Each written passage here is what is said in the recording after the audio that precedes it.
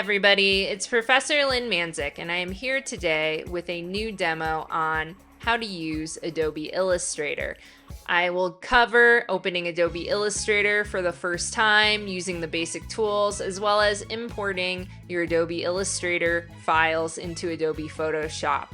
But before we get started, we want to talk about something that we've maybe mentioned a little bit in this course, which is raster and vector. We keep hearing these terms thrown around. So what do they actually mean? And more importantly, which one should you be using?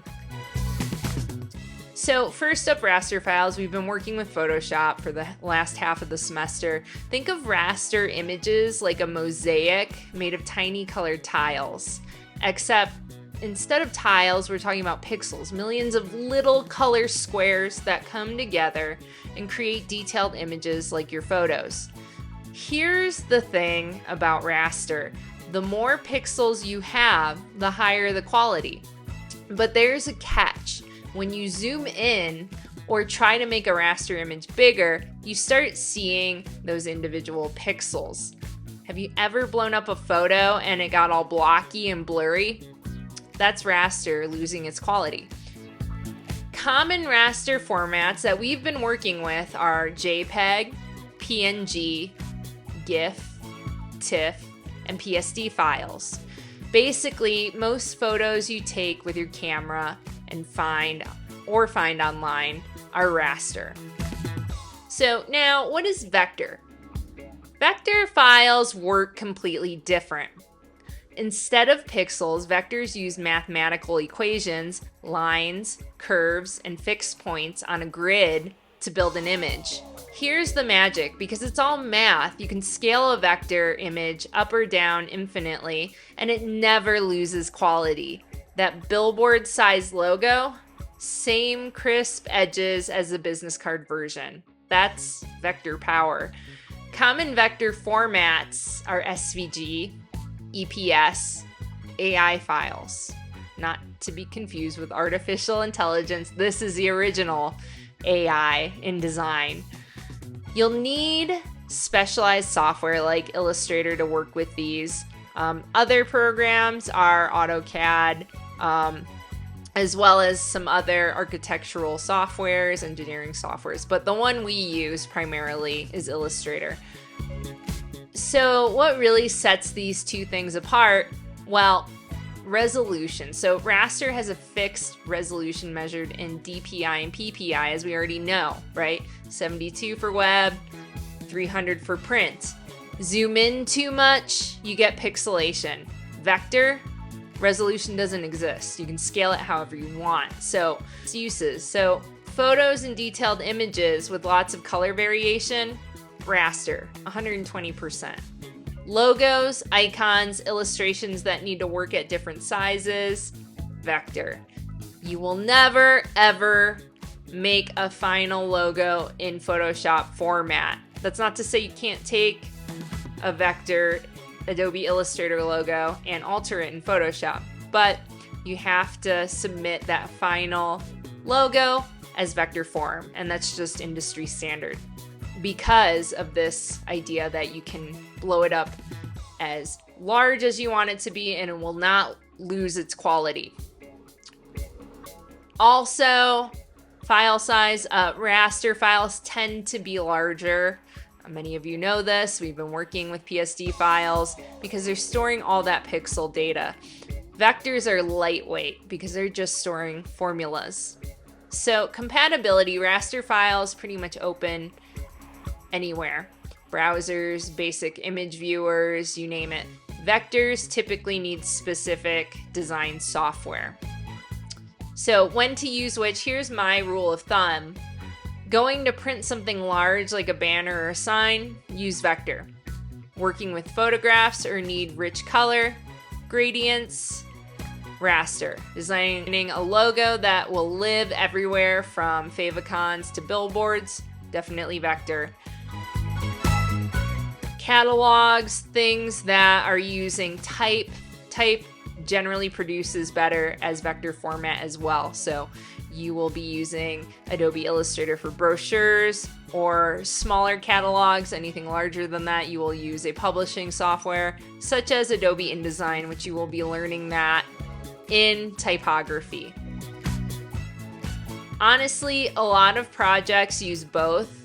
Even in a brochure, you know, the vector for the logo and the text and raster for the photos. So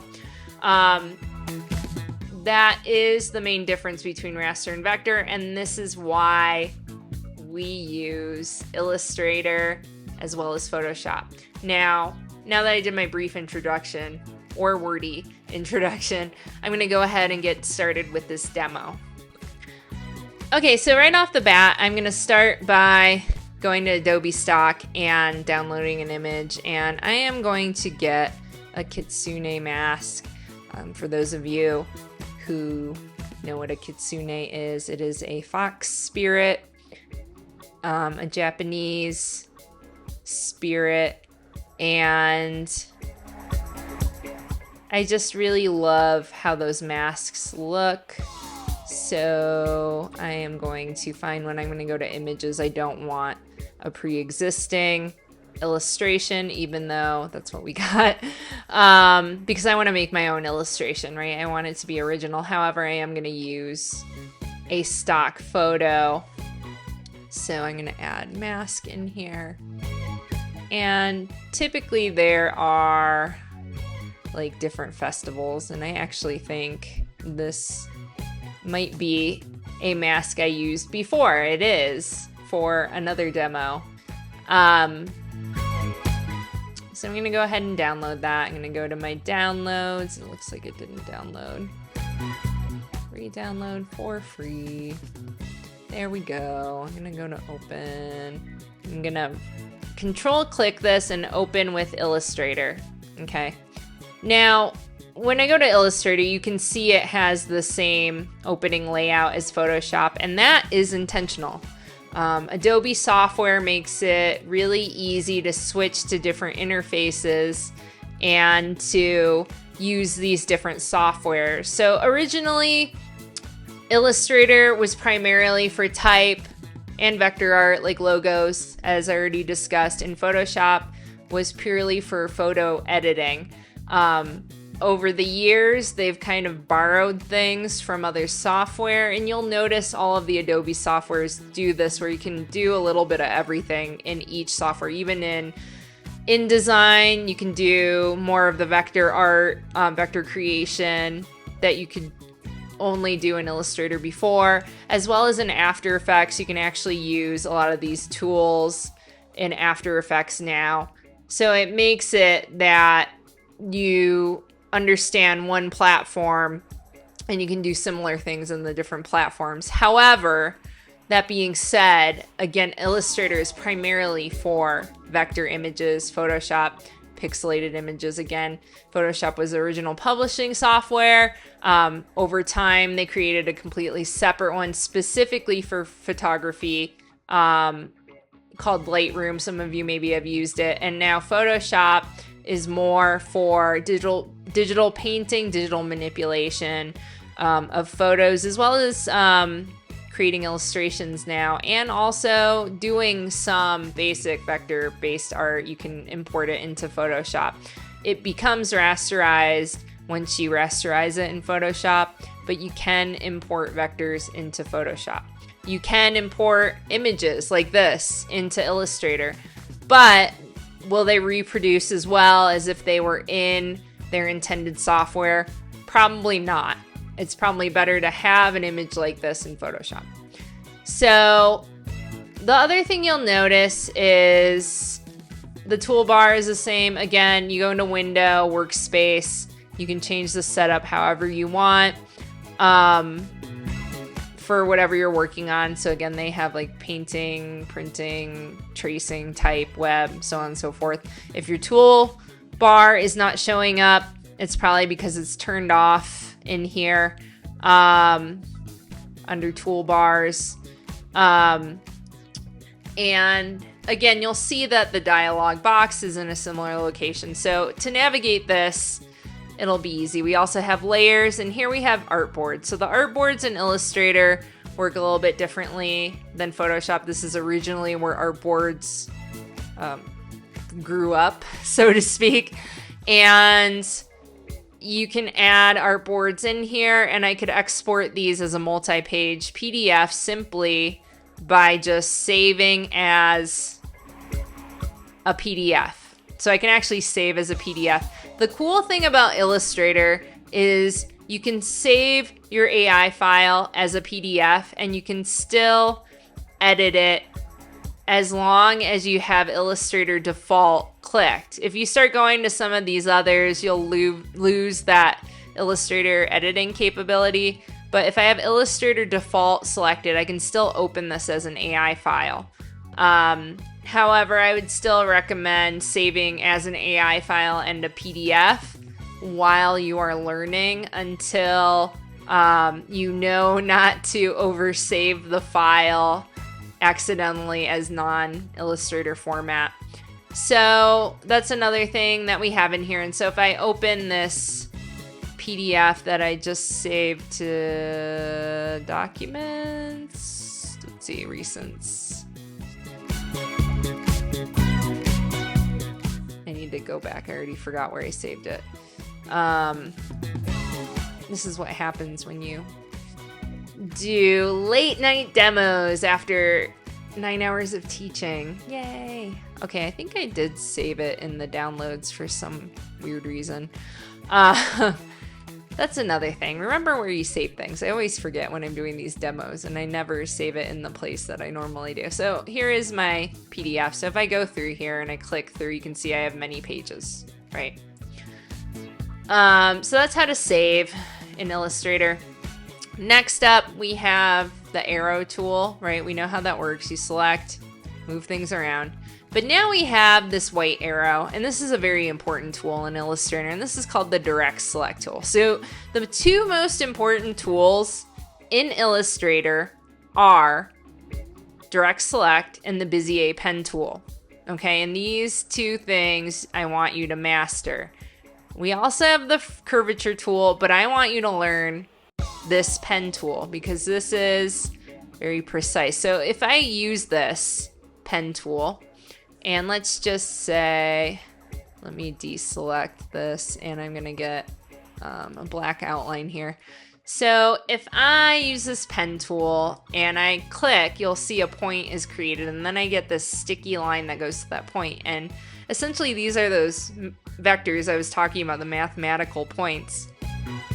So you can see I can create a polygonal shape quite easy. You want to make sure you're closing out that shape. If you close it out, then it's solid.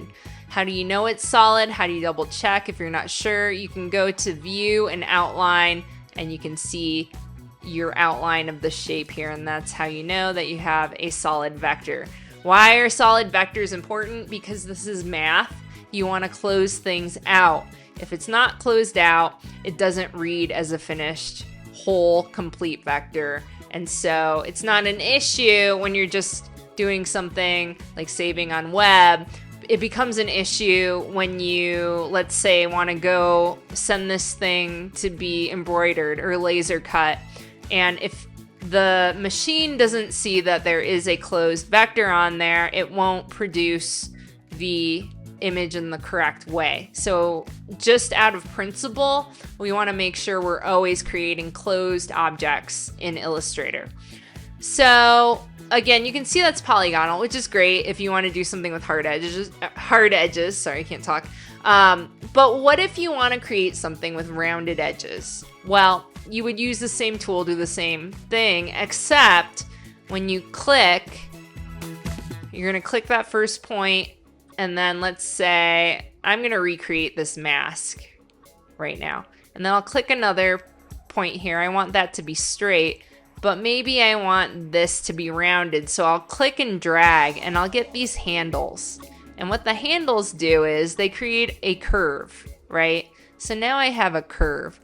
And you can see that when you're working with these Bezier pen tools and you have the interior select it as a fill, it'll start automatically filling as you go. Sometimes it's annoying, so sometimes I'll just turn it off, but sometimes, like in the instance of this, it helps me to describe what I'm talking about. So again, I want it to be round here. I'm going to click and make that round. Click, make that round. Click, make that round, and so on and so forth. But what if you're like, hey, Lynn, that looks like crap. What do I do? You know, I pulled these handles, but that looks lumpy. Well, you can just go back and adjust these. And you can see I actually have this round tool. So this is new. So it actually helps you smooth out things. This is a newer feature. Again, we used to have to do all of this by hand. It was so tedious. These tools used to suck. I'm not gonna lie. They're so much easier to use now. And I was doing things the old school way until like maybe like a year ago. So I started finally using some of these more modern devices because it's just faster. You can also download plugins. I think there might be, no, I think you have to download it. There is like a plugin you can download and add to your Illustrator, and it will actually give you different like textures and things like that that you can easily apply to your vectors. So that's something you can look at and look into too. But again, this would be how you make things round. In typography, we go into Illustrator quite a bit more than this class. This class, the way I teach it, is mostly Photoshop based, but I do want you to use Illustrator because we will be using it for the next project. So I have this shape now and it's solid. Again, I can check and make sure that it's solid, and we have it there, right? So I can even go in and I can delete. You can see that minus sign pops up when I hover the pen over a point, and I can delete things in there if I wanted to. So those are the two most important tools over here for now. Again, we have a shape tool, so you can use, these. You can use the circle tool, which might be helpful for this mask assignment. But those are the ones I'm going to start with. We also have gradient here. But the idea of this first assignment is I want you to create the basic shape of your mask in Illustrator, which I will go over. I do want to show you one more very important tool though before we move on, which is Pathfinder. So what is Pathfinder? Pathfinder is your best friend for making logos, really. There was a time where I would use Adobe Illustrator and Photoshop every single day, and I would use Pathfinder every single day. And if you're working in the industry, especially doing branding, brand identity, you're going to be using this all the time. And what Pathfinder does is, I'm going to make this a different color so it's not as confusing.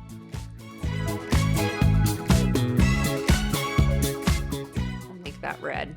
So let's say I have these two shapes, and you can see when I select them, they're overlapping, right? If I go to view, outline, they're overlapping. But let's say I want one to be cut out from the other. So what I could do is, if I select both of these and I do unite, first I'll show you the different modes. So this would be unite. So this would take the two shapes and make them one shape. So when I go to view, now there's no overlapping. It is one form. Okay, again, very important to make these shapes clear because this is all math. The computer is reading this as a math equation. So the more simplified we can make a design, the better. So the other option is, this is minus front. So this is if we wanted to cut the red from the black, like if I wanted to create a moon shape. So it creates this, and now we only have this. Again, if I went to that preview of the outline, it would only show this. This one here is intersect, so it's going to keep the area that intersects. And then this is the opposite, exclude, so it's going to keep everything but that intersection point. Okay. Again, very important if we're doing logo stuff. Now we have those are called shape modes technically. I call these all pathfinders, but the real pathfinders are technically down here where we have divide. So what is this one about? Like, I look at it and I'm like, nothing happened. Well, what it did is it divided these into separate shapes. So now I could select this intersecting point and make it blue, let's say. Okay.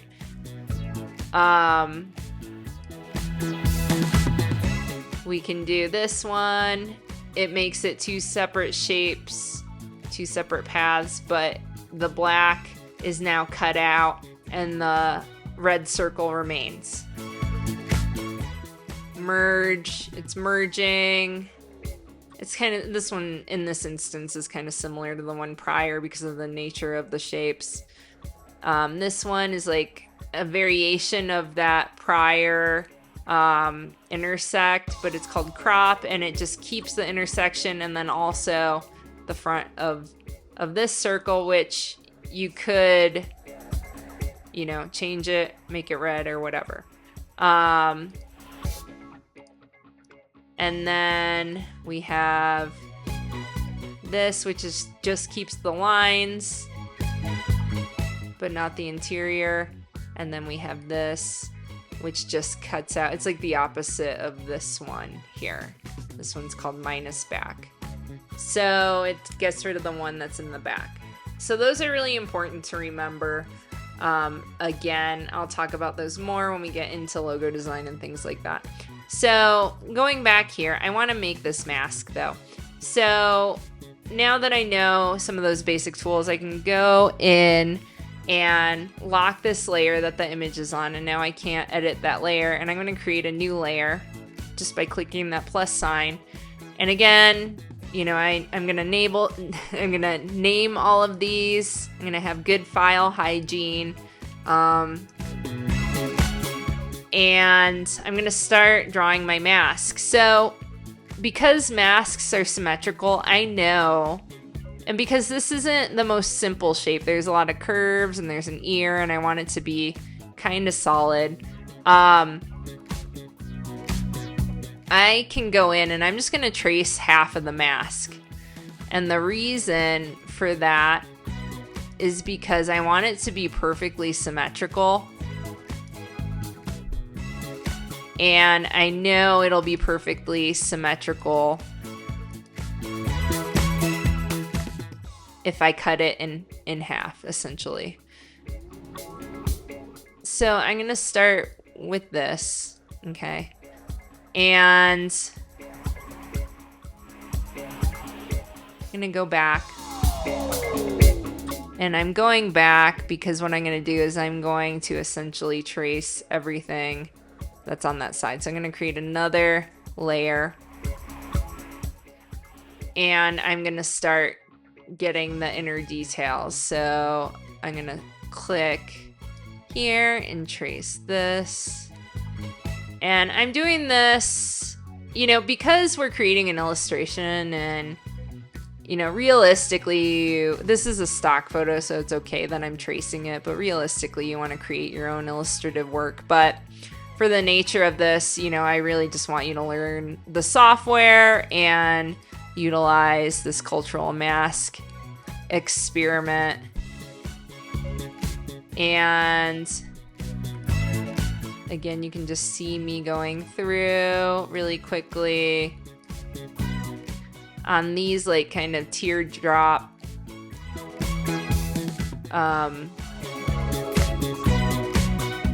eyebrow shapes or eyelash. I don't know what you would call them. I can just copy and paste these because they're essentially the same. And this, I can kind of do the same thing. So for this, I'm actually going to inverse it. I'm going to keep this a stroke because I want to show you something else. So now I have a stroke here. And if I pull up window, stroke, I have this, and I can actually, why is it not showing up? I need to go back to pen, I think.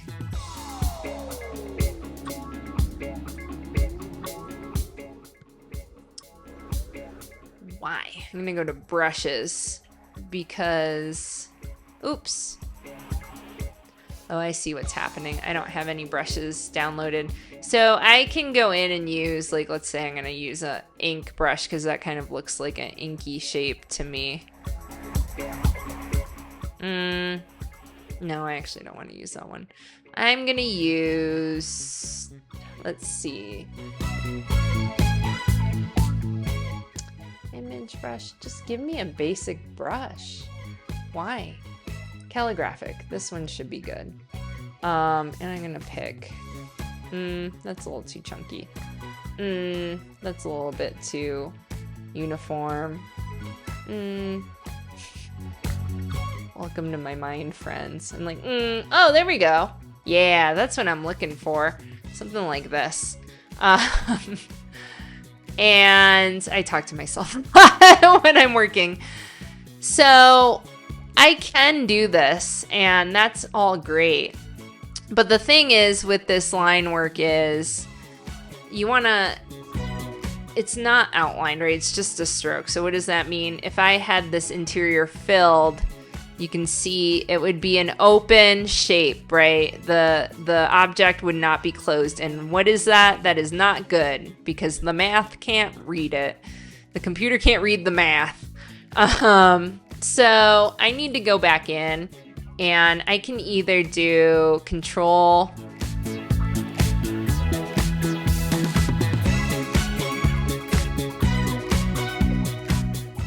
excuse me.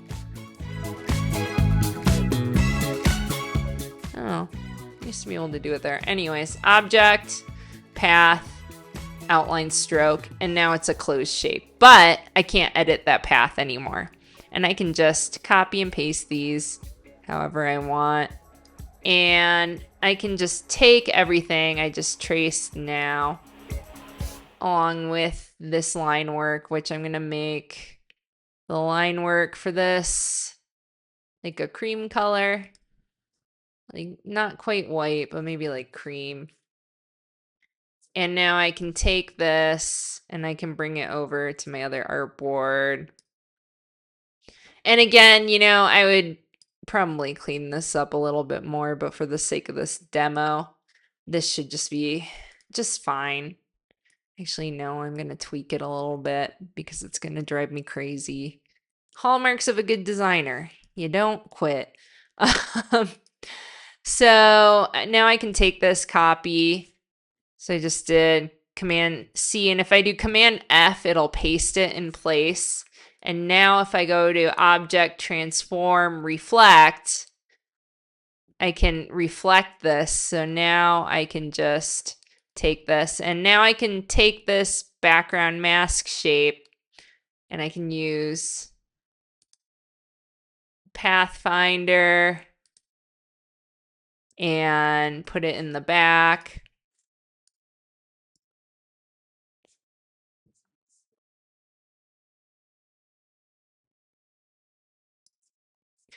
And I can go in and I can make this blue shape.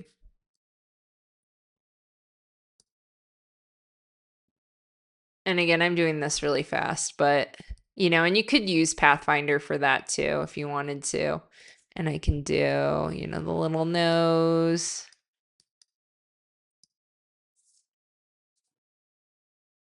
Copy, paste, object, transform, reflect. Okay. And now I have this. Looks a little narrow to me. Probably because of the angle I was tracing it at. So I can kind of use this and adjust it how I want.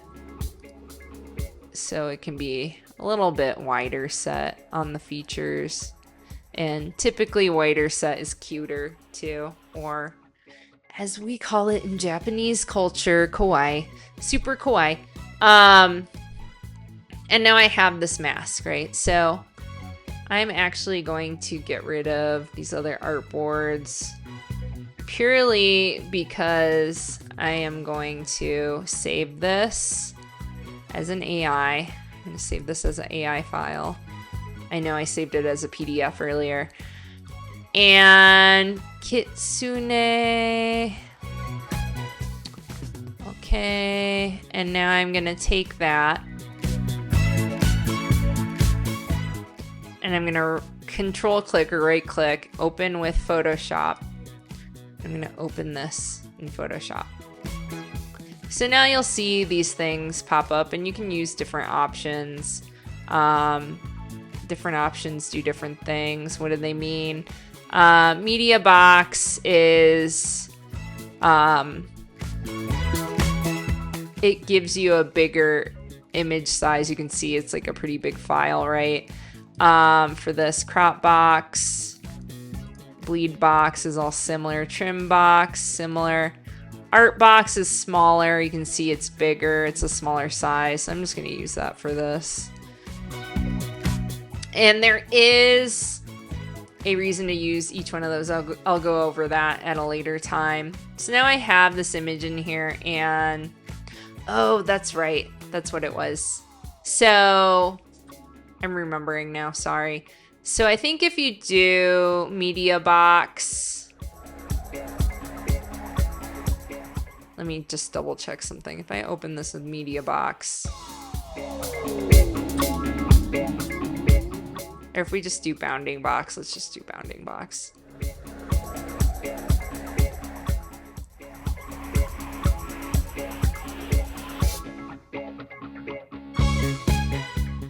Let's see what happens. Please don't break my computer when I'm doing a demo. This is what you get when your professor is sleepy.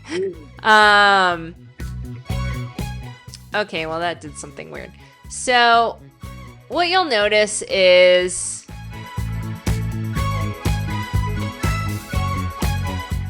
oh no, I think I really did break my Photoshop.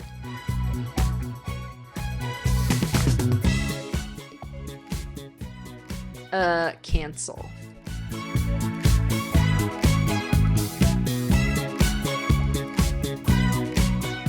I don't know why that took so long, but I don't like that, so I'm gonna close out.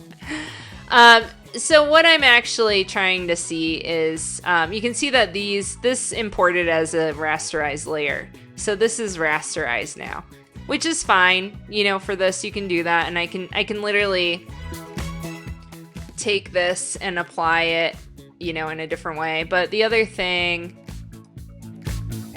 I could do is I could just open a new file, and let's just do a print file letter. And I can take this Kitsune file and I can just drop it in here. Okay. And when I drop it in here, you can see that there's that little icon on there, which means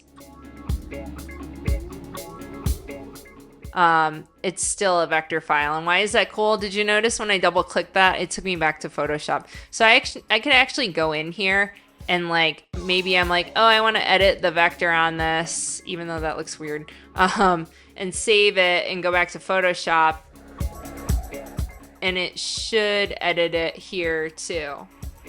But my computer's really slow. So you can still edit the vector in Illustrator if you leave this active as a smart object, okay? But let's say I just want to add like Photoshop effects to it. So I apologize, guys. I think my Photoshop may end up being slow tonight. I also think I need to do an update. But like I could add, you know, something like a drop shadow on here, and this is gonna be awful because I can tell it's already slow, so I'm gonna be kind of blind when I'm working with this, which, you know, it's whatever. I never expect to make masterpieces in these demos, but you know, a girl can wish.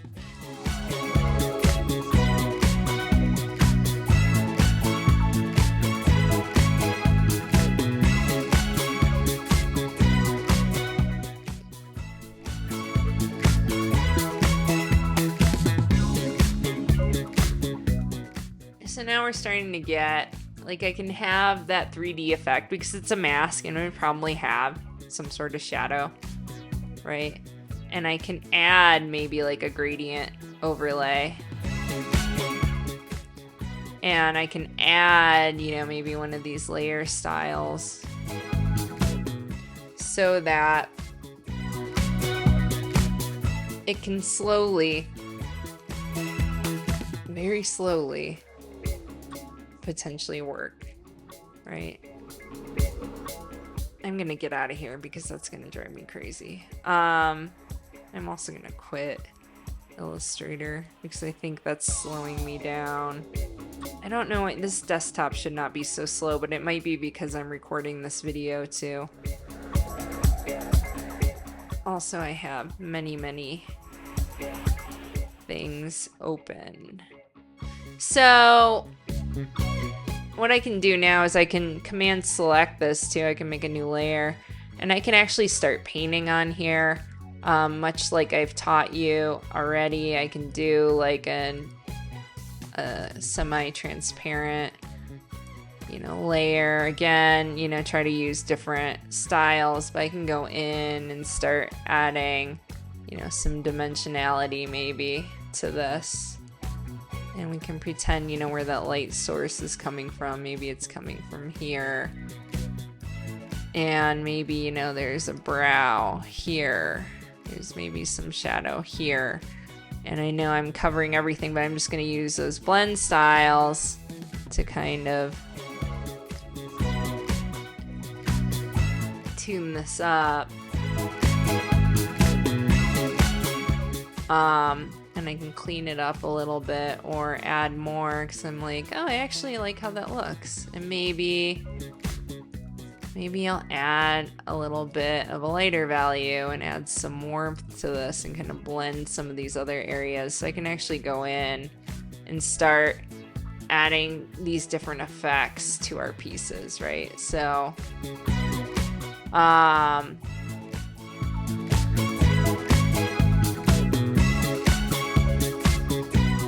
something like that. I would probably go back in and adjust maybe some of these highlight areas and play around with that. So we're getting some different effects now, right? So that's just a basic demo on how you can use the two softwares together. And I'll do some more demos as we go along, but I think that's a good first demo to work with. Thanks, everybody.